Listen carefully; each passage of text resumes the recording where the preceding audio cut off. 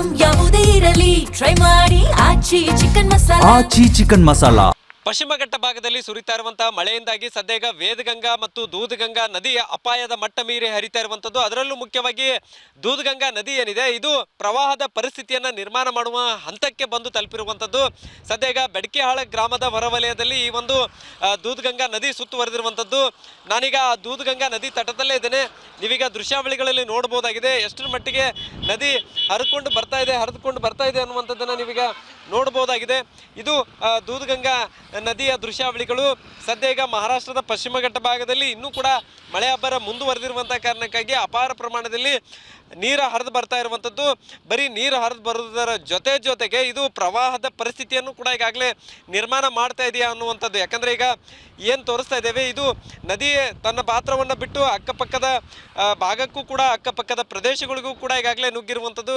ನದಿ ದಂಡೆ ಮೇಲೆ ಇರುವಂತಹ ಪೈಪ್ಲೈನ್ ಆಗಿರ್ಬೋದು, ಅದರ ಜೊತೆಗೆ TC ಆಗಿರ್ಬೋದು, ವಿದ್ಯುತ್ ಕಂಬಗಳಾಗಿರ್ಬೋದು, ಅವೆಲ್ಲವೂ ಕೂಡ ಈಗಾಗಲೇ ಮುಳುಗಡೆ ಆಗಿರುವಂಥದ್ದು.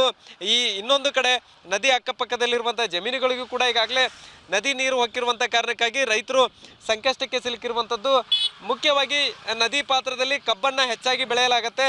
ಆದರೆ ಇದೀಗ ಕಬ್ಬಿನ ಗದ್ದೆಗಳು ಈಗ ನೀರು ನುಗ್ಗಿರುವಂಥ ಕಾರಣಕ್ಕಾಗಿ ಕಬ್ಬಿನ ಬೆಳೆಯನ್ನು ಕಳೆದುಕೊಳ್ಳುವಂಥ ಆತಂಕ ಕೂಡ ಈ ಭಾಗದ ರೈತರಿಗೆ ಎದುರಾಗಿರುವಂಥದ್ದು. ಯಾಕಂದರೆ ಆರಂಭಿಕ ಹಂತದಲ್ಲಿ ಇಷ್ಟೊಂದು ಏನು ನೀರು ನಿಂತರೂ ಕೂಡ ಆ ಬೆಳೆಗಳಿಗೆ ಯಾವುದೇ ರೀತಿ ತೊಂದರೆ ಆಗುವುದಿಲ್ಲ. ಆದರೆ ಕ್ರಮೇಣವಾಗಿ ನೀರು ನಿಂತಿದ್ದೆ ಆದರೆ ಬೆಳೆಯಲ್ಲಿ ಬಹುತೇಕ ಕೊಳೆತು ಹಾಳಾಗುವಂಥ ಸ್ಥಿತಿ ಇರುವಂಥದ್ದು. ನೀವೀಗ ನೋಡ್ತಾ ಇದ್ದೀರಿ ಬರೀ ಮುಂಭಾಗದಲ್ಲಿ ಮಾತ್ರ ಅಷ್ಟೇ ಅಲ್ಲದೆ ಹಿಂಬದಿಯಲ್ಲೂ ಕೂಡ ನೀರು ಜಮೀನುಗಳಿಗೆ ನುಗ್ಗಿರುವಂಥದ್ದು. ಅಂದರೆ ನದಿಯನ್ನು ಹೊರತುಪಡಿಸಿ ಕೂಡ ಸುಮಾರು ಅರ್ಧ ಕಿಲೋಮೀಟರ್ವರೆಗೂ ಕೂಡ ನದಿ ನೀರು ಜಮೀನುಗಳಿಗೆ ನುಗ್ಗಿರುವಂಥದ್ದು. ಹೀಗಾಗಿ ಭತ್ತ ಬೆಳೆದಂಥ ಈ ಭಾಗದಲ್ಲಿ ಕಬ್ಬು ಬೆಳೆದಂಥ ರೈತರಿಗೆ ಸಂಕಷ್ಟ ಎದುರಾಗಿರುವಂಥದ್ದು. ಕಬ್ಬಿನ ಜೊತೆಗೆ ಮೆಕ್ಕೆಜೋಳ, ಅದರ ಜೊತೆಗೆ ಶೇಂಗಾ ಸೇರಿದಂತೆ ವಿವಿಧ ದವಸ ಧಾನ್ಯಗಳ ಬೆಳೆಗಳನ್ನು ಕೂಡ ಈಗಾಗಲೇ ಬಿತ್ತನೆ ಮಾಡಲಾಗಿತ್ತು.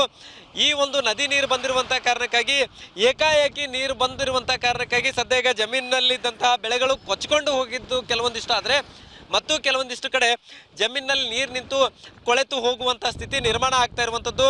ಇನ್ನೂ ಕೂಡ ಮಳೆಯ ಅಬ್ಬರ ಜೋರಾಗಿರುವಂಥ ಕಾರಣಕ್ಕಾಗಿ ಇದೇ ರೀತಿ ಮಳೆ ಮುಂದುವರೆದಿದ್ದೆ ಆದರೆ ಬರೀ ಈಗ ಜಮೀನುಗಳಿಗೆ ನುಗ್ಗಿರುವಂಥ ನೀರು ಗ್ರಾಮಗಳಿಗೆ ನೀರು ನುಗ್ಗುವಂಥ ಆತಂಕ, ಭೀತಿ ಈ ಭಾಗದ ಜನರಿಗೆ ಎದುರಾಗಿರುವಂಥದ್ದು. ಕ್ಯಾಮ್ರಾಮನ್ ಸದಾಶಿವ ಜೊತೆ ಸಹದೇವ್ ಮಾನೆ, TV9 ಬೆಳಗಾವಿ.